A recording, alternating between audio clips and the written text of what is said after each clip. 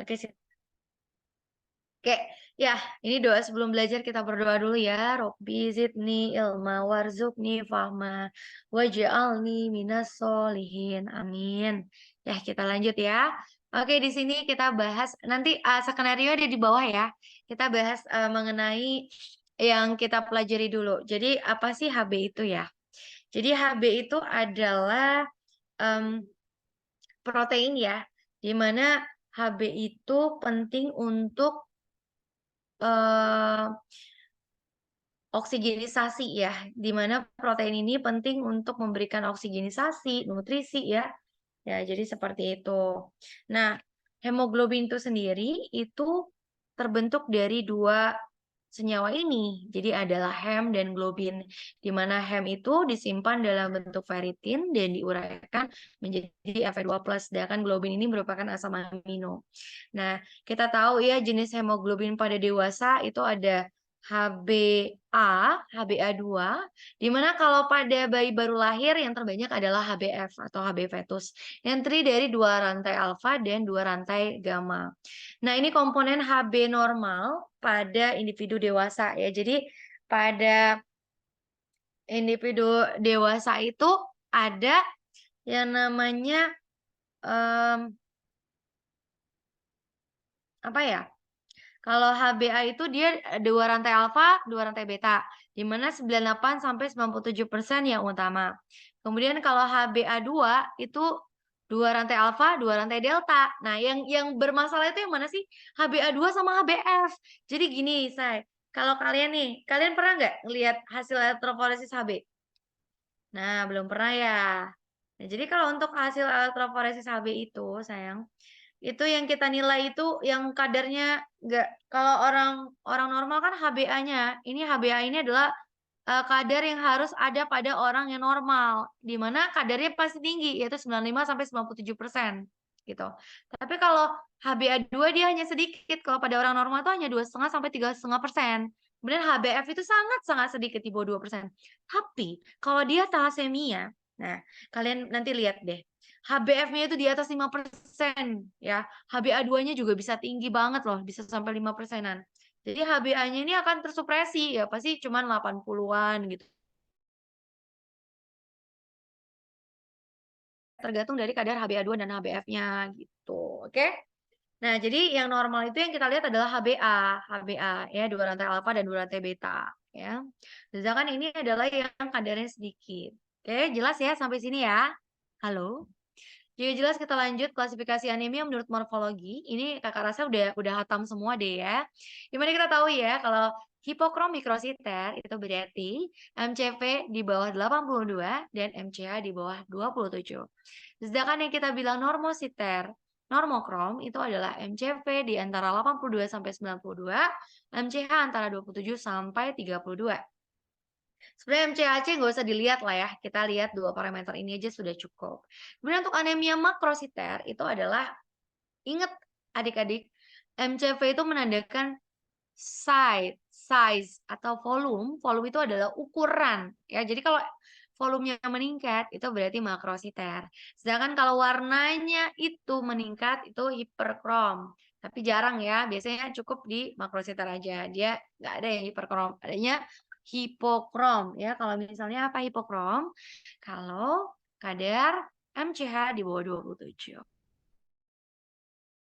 Menandakan pewarnaan yaitu hipokrom, normokrom, sedangkan MCV menandakan ukuran. Oke, kita bahas MCV. Apa sih singkatan MCV? Mean corpuscular volume adalah ukuran atau volume sel darah merah. Dan MCH adalah mean corpuscular hemoglobin, kadar hemoglobin dalam setiap sel darah merah. Sedangkan kalau mean ini adalah rata-ratanya.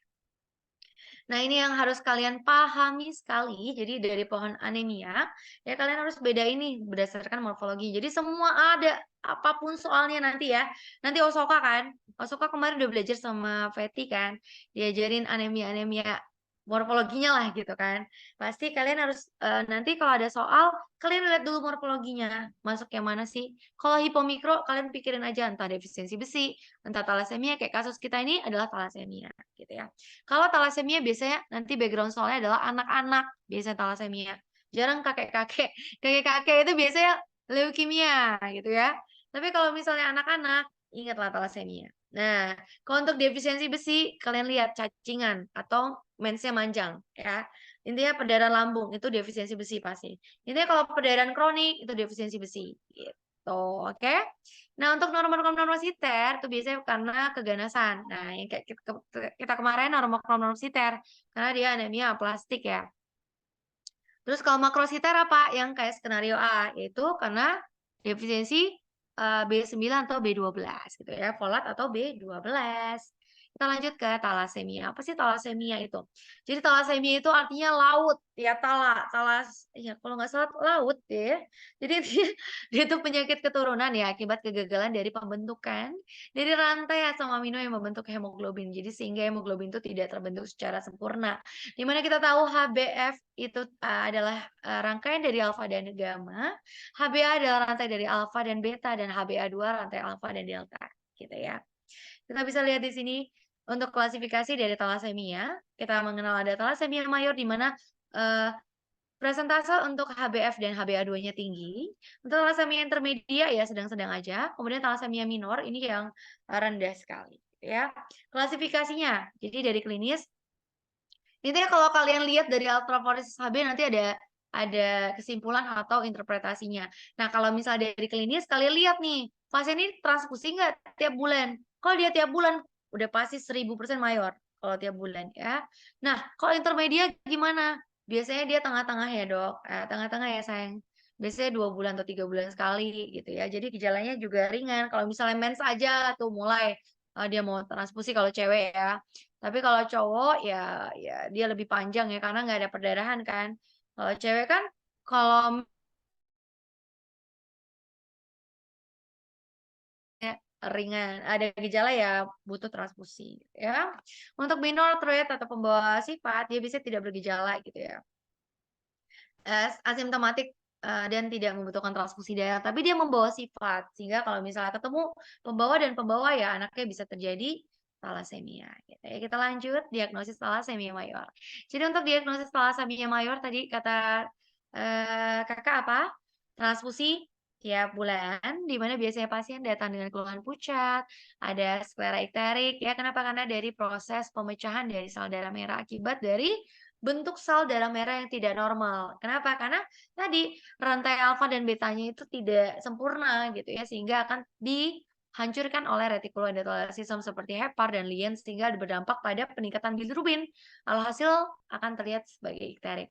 Terjadilah gangguan pertumbuhan juga dan pubertas yang terlambat karena kita tahu fungsi HB mengantarkan oksigenisasi dan nutrisi.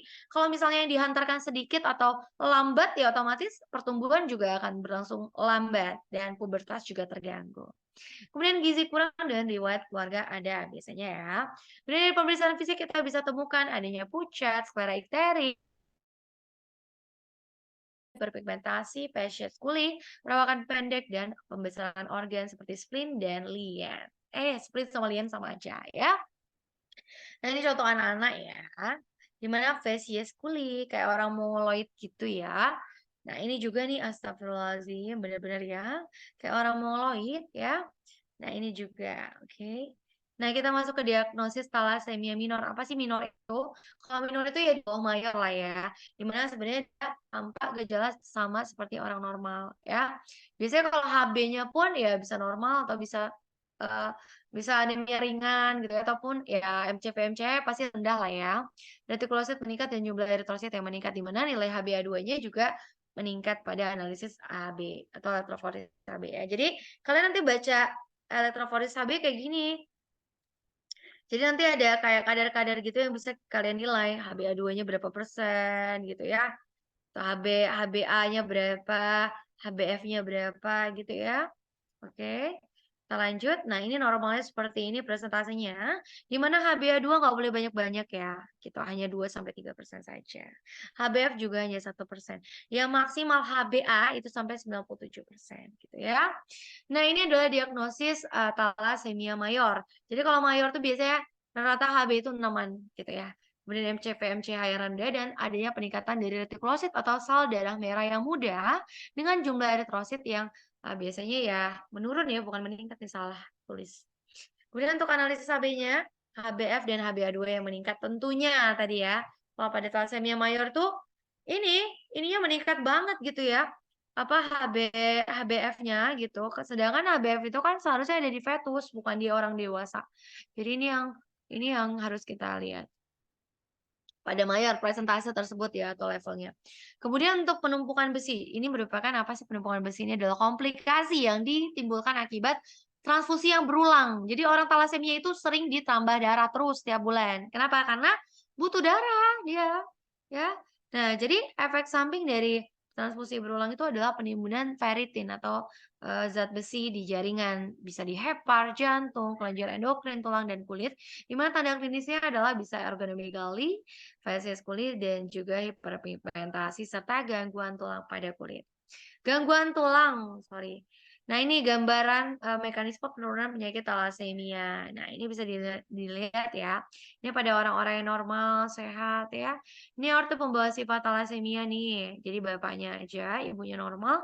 Nanti anaknya lahirannya 50% pembawa sifat semua. Tapi kalau dua-dua orang tuanya pembawa sifat, maka 25% anaknya akan mengalami talasemia mayor. Gitu ya.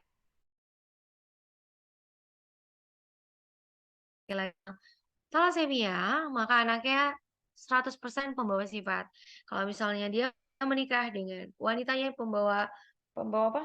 Pembawa sifat, suaminya ini talasemia, maka 50% anaknya talasemia dan 50% pembawa sifat. Maka kalau dia semuanya talasemia, pasti anak-anaknya talasemia semua gitu ya. Jadi makanya screening marital itu penting. Jadi kalau kalian mau nikah, cek dulu, oke? Jangan gak cek ya. Kakak Kakak pembawa talasemia loh. Kakak talasemia trait. Untung anak-anak kakak enggak ya. Karena kakak nikah sama orang yang enggak talasemia. Gitu sayang ya. Jadi kalian harus cek ya nanti pasangan kalian gimana ya. Oke? Termasuk ke talasemia intermedia adalah kelainan dua kromosom muatan ringan berat. Diagnosis awal biasanya pada usia remaja atau dewasa, di mana manifestasi sama dengan talasemia mayor, namun lebih ringan. Ya, talasemia minor disebut juga pembawa sifat atau carrier yang hanya terdapat kerusakan pada satu kromosomnya. Nah, ini talasemia beta ya, di mana kita tahu pembuatan rantai beta itu sangat terhambat. Kompensasi itu dibuat rantai gamma dan delta, tapi kompensasi ini tidak mencukupi sehingga kadar hemoglobin akan turun. Ini rantai beta menurun. Jadi untuk kelebihan rantai alfa, maka di sini kita bisa lihat ya.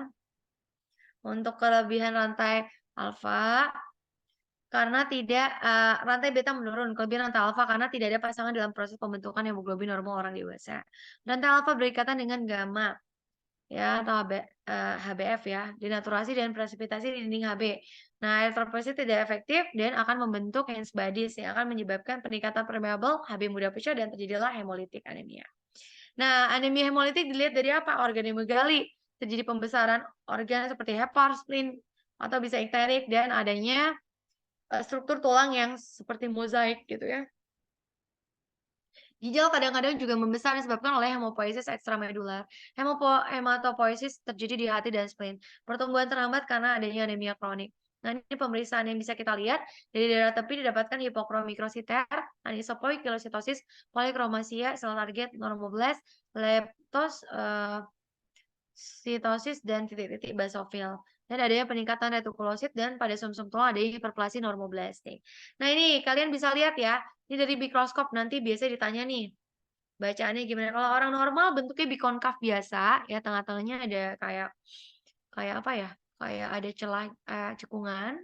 Sedangkan kalau orang thalassemia ini bentuknya nggak beraturan ya. Ada yang pipih, ada yang nggak jelas, ya gitu ya. Dan ukurannya itu heterogen, beda-beda ya.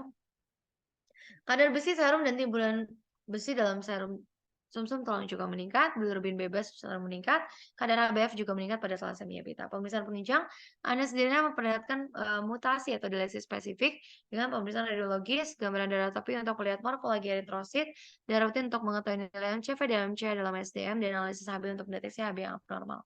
Nah ini ya, ini soal kalian ya, sorry ya.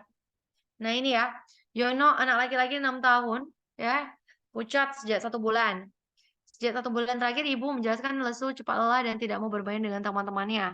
Tidak ada disertai demam dan tidak ada perdarahan, tidak pernah keluar cacing atau merasa gatal daerah anus. Berarti tidak ada cacingan, ya. Ibu Yono juga menyadari perutnya membesar 1 bulan ini. Yono mendapat transfusi darah karena pucat 6 bulan yang lalu. Jadi ini bukan mayor ya, ingat bukan mayor. Kenapa? Karena dia nggak tiap bulan. BAK tidak berwarna merah dan BAB biasa. Ini curiga intermedia malah ya. Riwayat pertumbuhan perkembangan ya memang lebih kecil dari sebayanya. Ya kelahiran juga Yono anak kedua dari 2 bersaudara lahir normal dan cukup bulan. Riwayat penyakit yang sama disangkal pada keluarga. Perjalanan keluar kota endemis juga disangkal malarianya ya. Kemudian dari keadaan umum kompos mentis tinggi badan 95, berat badan 20, tanda vital nadi 100 dengan RR 28 dengan tekanan darah 90. Paling tidak hiperemis, tonsil tidak membesar, torak tidak ada retraksi. Jadi paru-paru vesikular normal di kedua paru dan jantung, bunyi jantung dan 2 normal, di sini tidak ada. Abdomen lemas, tidak teraba massa intraabdominal, hepar tidak teraba, lien teraba, Schopner 2 gitu. Dari pemeriksaan penunjang didapatkan Hb 7,5, leukosit 8.000 dan hematokrit 32% serta trombosit 470.000. Bentar ya, Kakak angkat telepon dulu ya. Halo, ya. Halo, selamat malam dokter. Iya, selamat malam. Ya, Dok, ini dari call center. iya silakan. Izin memberikan informasi kalau untuk saat ini belum ada pasien ya dok ya? Oh oke nggak apa-apa sayang. Ya udah kita close aja kalau belum ada. Oke, baik, close aja ya dok ya. Iya, Ya, terima kasih dokter untuk informasinya. sama-sama. Ya. Oke, sorry ya. Jadi, oke, kita sampai di mana tadi ya? Paru-paru ya, paru-paru vesikular normal. Dari jantung apa? Dari jantung juga bunyi jantung 1-2 normal, jadi nggak ada masalah jantung. Abdomen juga ya, tapi Schopnernya 2 ya, jadi nggak terlalu masif. Ekstremitas juga adanya pelantar pedis yang pucat, jadi karena adanya anemia. Pemeriksaan penunjang Hb 7,5, leukosit 8.000 dan hematokrit 32, trombosit 470.000. Nah ini nanti pertemuan kedua nih guys. Halo, kelihatan nggak sayang? Halo, kelihatan ya? Nanti kalian dapat kayak gini lah nanti ya, kurang lebih ya ini contohnya nih. Nanti MCV-MCH-nya dikasih tahu, gambaran darah tepinya dikasih tahu. Nanti ada target cell teardrop, ini khas ya. Kemudian nanti HB analisanya HB 46%. Nah, apa gitu ya. Ini skenario yang sebelumnya ya. Radiologi kemarin ada masalah, tapi kalau pada kasus kita kan nggak ada keluhan sesak, nggak ada demam, jadi bukan mengarah ke pneumonia. Ini hapus saja yang untuk radiologinya ya. Oke, jadi pemeriksaan laboratorium pada kasus kita itu adalah HbF 46% tuh masih tergolong intermedia gitu ya. Kemudian MCV-MCH-nya anemia pokromikrosit. Anisosis poikilositosis itu menggambarkan adanya suatu talasemia ya. Nah, biasanya ini yang skenario sebelumnya itu ada ISPA-nya, kalau kita kan nggak ada ya. Nah, berat badan Yono berapa sih? Pada kasus kan 20 dengan tinggi badan 95 ya. Jadi kakak udah hitung 22,16 itu masuk ke dalam kategori normal weight. Jadi belum terjadi penurunan atau underweight ya, penurunan status gizinya. Jadi masih normal. Jadi ini adalah patofis kalian nanti ya. Kalian ikutin aja lah dari sini ya. Kalau thalassemia adalah kerusakan rantai alfa dan beta, pembentukannya terganggu di mana tidak terbentuk rantai HbA-nya ya. Kadar HbA menurun, ya HbF meningkat. Nah, ini masuk ke dalam thalassemia beta intermedia. Gitu aja sih gampangnya. Nah, pada pasien ini dilakukan lisis eritrosit sehingga akan terjadi splenomegali meningkat. Terjadi pembesaran spleen ya karena terjadi secara struktur dari eritrosit atau HB-nya itu tidak normal sehingga itu akan dianggap sebagai benda asing ya, sehingga akan dilisiskan oleh organ alien atau spleen gitu.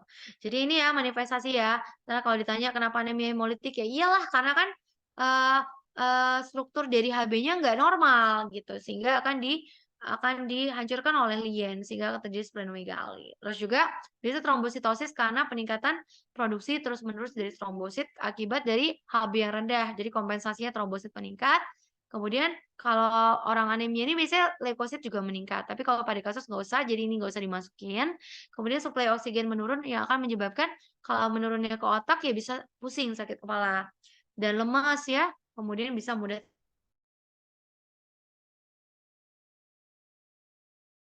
sebagai potensi nanti kalau ada kasusnya, di mana terjadi destruksi eritrosit, di mana eritrosit adalah komponen penyusun darah. Tekanan darah adalah tekanan yang ditimbulkan darah terhadap pembuluh darah arteri.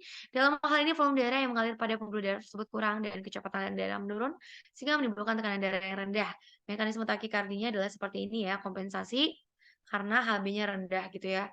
Dan ini kalau ditanya kenapa sih anisotrosis poikilositosis ya karena gangguan dari struktur dari HB-nya. Jadi pembentukan rantai alfa dan betanya itu terganggu, gitu ya, tidak seimbang. Sehingga dia akan membentuk HbF yang meningkat dibanding HbA-nya dan akan terbentuk inclusion bodies yang akan menempel pada dinding eritrosit dan akan merusak dinding eritrosit sehingga terjadilah hemolisis atau pemecahan dari eritrosit ya. Nah, jumlah eritrosit itu tidak efektif dan penghancuran prekursor eritrosit juga berkurang. Nah, pada hal tersebutlah yang akan menyebabkan pembentukan HB yang tidak sempurna.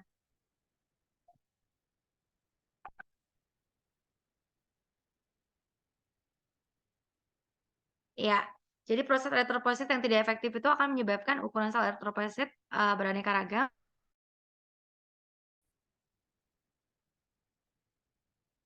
Mm-mm.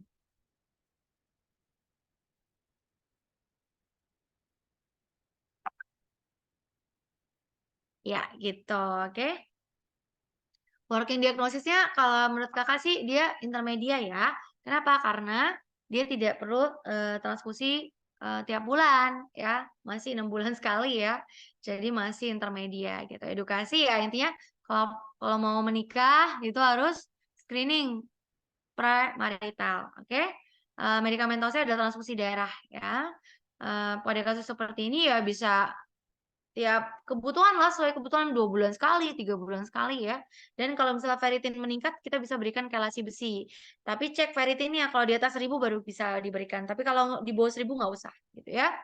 Oke, terus asam folat untuk memenuhi kebutuhan pembentukan HB, vitamin E, antioksidan, dan kasus ini nggak perlu lah splenektomi atau transplantasi. Nomor 56 di-delete aja ya. Nggak perlu sampai segini. Oke? Ya, transfusi diberikan ya jika dia HB-nya rendah ya, gitu. Ada low transfusion, high transfusion, dan super transfusion. Intinya target transfusi kita adalah HB-nya 10. Gitu, oke? Splenektomi nggak perlu ya kalau pada kasus yang karena dia tidak ada tanda-tanda hipersplenisme atau limpa yang terlalu besar. Komplikasi bisa delay of pertumbuhan, bisa juga reaksi transfusi darah, dan juga komplikasi akibat penimbunan zat besi di dalam darah seperti hemokromasitosis dan pigmentasi kulit yang berlebih. Jadi akan hitam kulitnya. Prognosis hitamnya masih bonam, tapi fungsi dan salaksionamnya malam. Oke? Ya, SKDU kalian 3 aja. Cukup bisa mendiagnosis lalu rujuk. Ya, oke. Terima kasih sayang. Gimana, ada yang mau ditanyakan nggak, Dek? Halo? Kak, kok yang eh, prognosisnya ada yang malam, Kak? Iya, karena gini sayang. Thalassemia nggak bisa disembuhin sayang. Malam dong. Karena kan dia akan selalu berlanjut sampai dia meninggal. Kan itu penyakit genetik, pewarisan sifat. Jadi nggak bisa disembuhin sayang. Secara fungsi malam, secara sanaksionam ya pasti akan berulang jadi malam.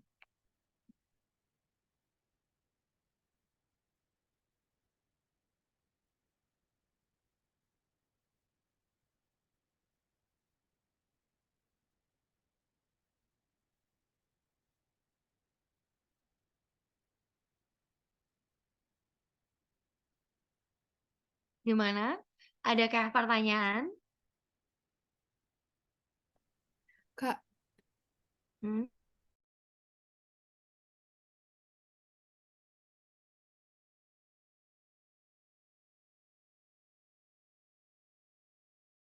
Untuk keluarganya kurang digali lebih lanjut ya. Bisa aja carrier bapak ibunya gitu. Kan nggak ada riwayat kalau carrier asimptomatik sayang. Gitu. Kayak kakak nih nggak ada riwayat nih. Tapi kakak ternyata dicek straight. talasemianya gitu. Jadi kalau orang-orang yang jadi kita curiga bapak ibunya nih carrier gitu atau salah satu dari kedua orang tuanya carrier pembawa sehingga anaknya ada yang membawa juga. Gitu sih sayang. Jadi untuk anamnesisnya ya nggak bisa hanya sekedar anamnesis ya. Kalau untuk carrier kan nggak bisa dari anamnesis. Kita harus lebih lanjut ya untuk screening keluarganya. Gitu sayang. Halo, apakah jelas sayang? Jelas, Kak. Makasih, Kak. Sama-sama sayang. Nanti kalau dapat makna lewat WA aja ya. Oke.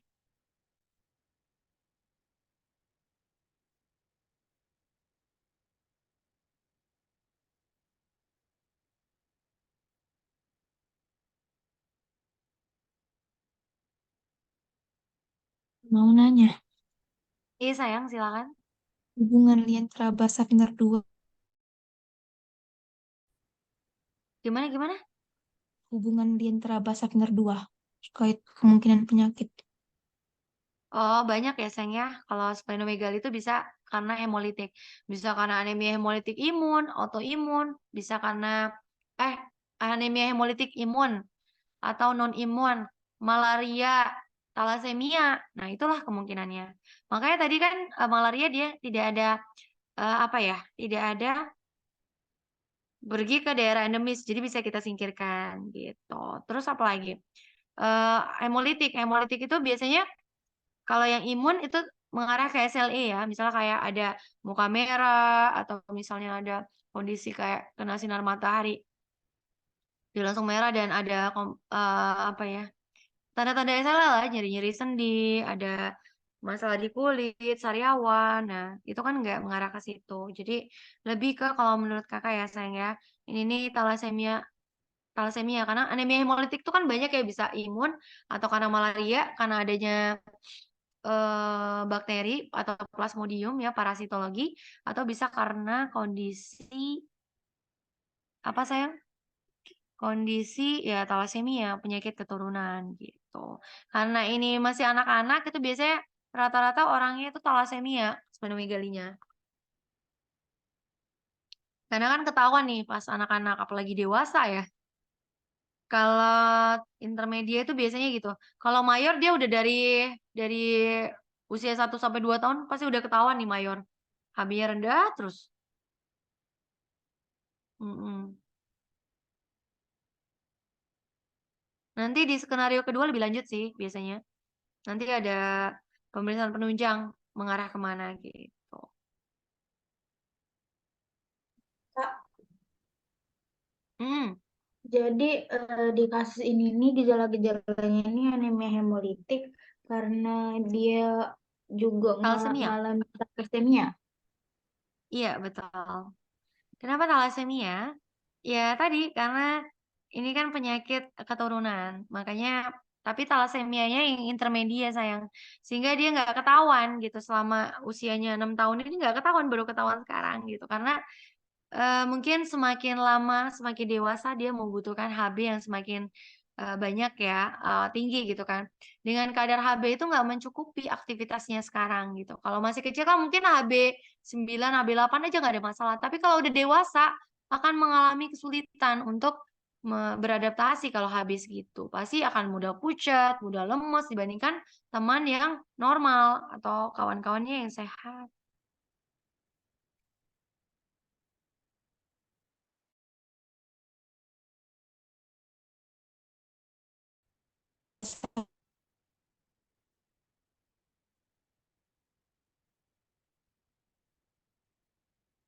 Ya, gimana sayang?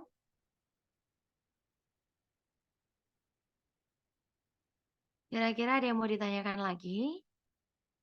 Boleh. Intinya kalau kasus ini enak sih. Nanti kalau kalian Osoka dapat ini lumayan. Jadi kalau misalnya anak-anak itu pasti ya antara talasemia atau cacingan ya. Karena kan kalau cacingan anak-anak juga sering kan. Tapi kalau cacingan itu lebih ke defisiensi Fe ya. Nanti kalian jangan keliru ya. Apakah cacingan, apakah talasemia gitu ya. Kalau cacingan dia nggak ada splenomegaly, ingat. Cacingan dia gatal di anus, ya cacingan. Tapi kalau talasemia, splenomegaly, ingat itu, oke? Gimana nih? Halo? Hmm,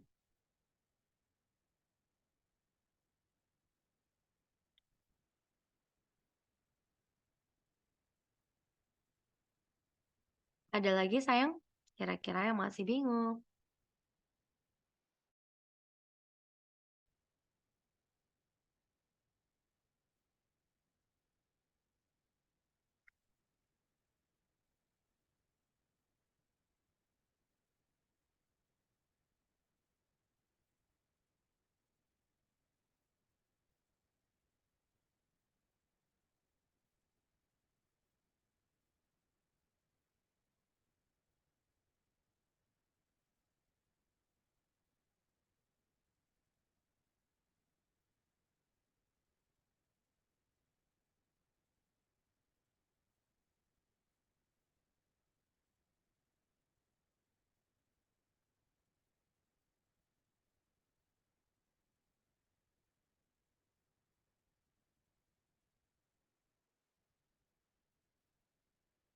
Ya gimana sayang? Kira-kira? Nanti makna bisa ditulis ya sayang ya. Nanti kakak jawabin semuanya ya. Besok skenario kedua ya? Sorry. Besok kalian apa? Besok. Pleno, Kak. Apa? Pleno ya? Praktikum sama pleno TPP. Oke. Skenario kedua lusa ya? Iya, Kak.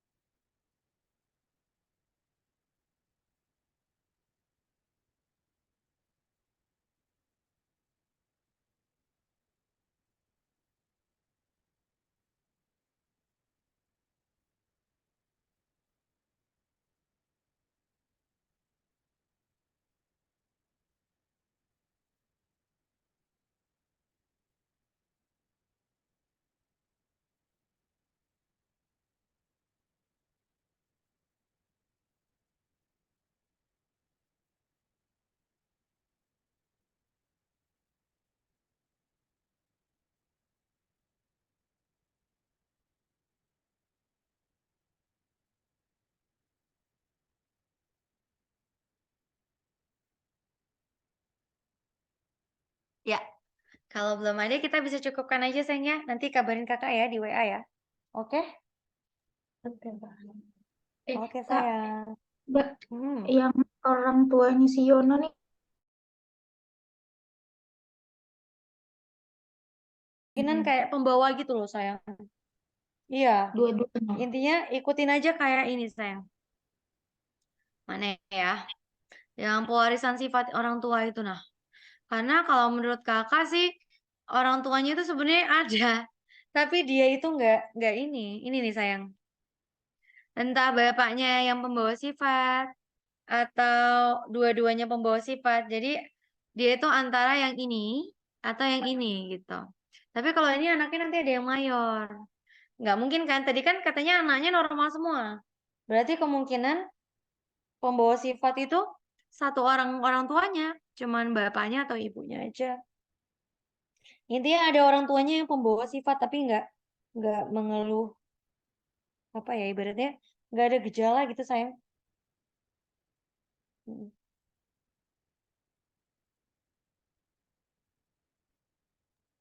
Oke, Kak. Jadi ikutin aja pewarisan sifat ini ya. Ya. Hukum Mendel, Mandel ya, Mendel, Mandel atau Mendel? Yalah hukum-hukum itu ya kali ya. Mana? Ada lagi yang mau ditanyain? Nah, yang cukup, Kak, dari yang lain. Cukup ya. Nanti WA aja sayang ya di grup ya. Ya, Jangan Kak. lupa ya. Oke sayang, kita cukupkan ya. Assalamualaikum warahmatullahi wabarakatuh. Dadah. Kasih Kak. Sama-sama sayang.